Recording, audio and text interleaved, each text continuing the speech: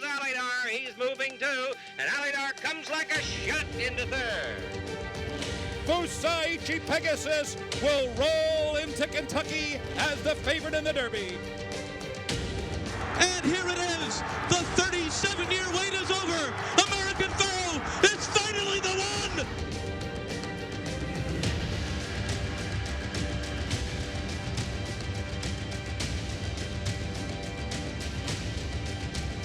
You always remember your first, Richie, and my first Wood Memorial was Bold Forbes in 1976, sitting upstairs with my grandmother.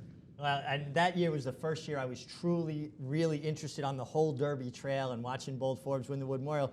But I was on Honest Pleasure, who Bold Forbes got his measure in the Derby. Well, I mean, Honest Pleasure was incredible down in Florida, and Bold Forbes sort of fell a little bit out of the limelight. I mean, he was second choice, and he had had a couple of races. He had won our Bayshore before that, one out in California. He emerged in the summer before. He actually ran at Saratoga and won with our 2-year-old stakes on the day that they did a story about me on the local news with Andy Byer and I when I was a little kid in 1975. But I went to this race with my grandmother, and Bold Forbes, the big question, of course, was whether or not he could stretch out. And honestly, Richie, this was Cordero's greatest achievement.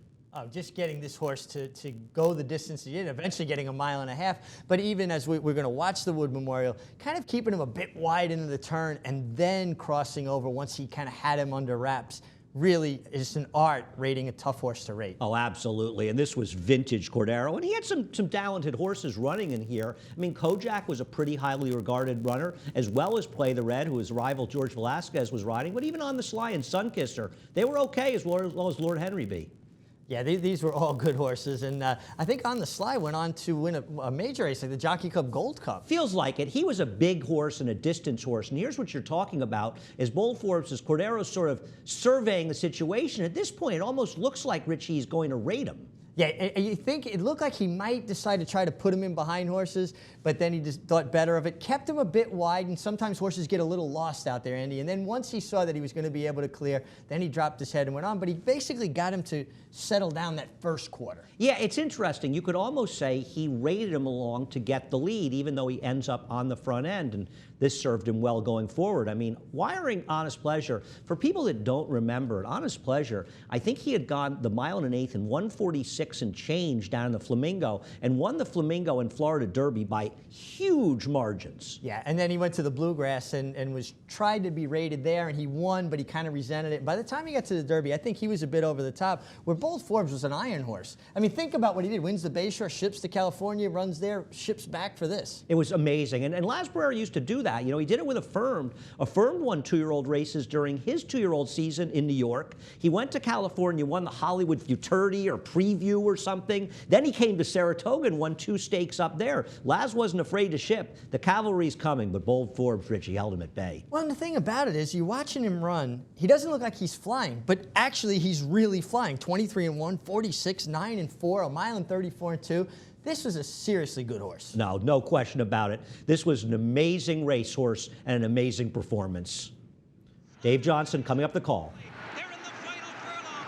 Bold Forbes has the lead by 4. Sunkisser on the inside and On the Sly. Past the 16th pole. Bold Forbes going easily in front on El Cordero Jr. guides. Bold Forbes. I got a couple things. First of all, that's the first year of the inner track, Richie. It looks so fresh inside that main track.